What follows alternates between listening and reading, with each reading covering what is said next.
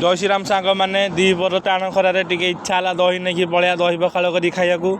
दही नहीं आई घर को चलली घर देखु पाती माकड़ आम गाँ तो फुल ओ लास्ट को भी यही कम करा पड़ा मत अरे अरे मोर तो मन नहीं कि शांति टी फैन रहा माछ मान खाया दे मन नाला दीपर माछ मान खाया दूसरी माछ खाଇବା देला मोर टिकी मिनी आक्वारियम अंदा पक्षी मानक भी आम दाना पानी देदेवा खरार तंटी बाटी सुखी जीवनी ये किसी मन पड़ूनी खाली ब्लॉग करुँची त्रुटि अच्छी ताले क्षमा करदे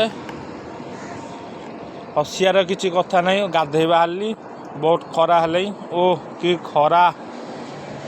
देह मुंड बा झाई झाई करदे गाड़ी गाधे भाया आम घर पाख तो पोखरी पोखरी देखु पोखरी ना है अस्त्री सागर स्वप्नेश्वर आम गाँ स्वप्नेश्वर देवों पाखे अवस्थित गाधे सैला गाधे जा पखाड़ भात बढ़ाई थो दही पखाड़ को खाईदे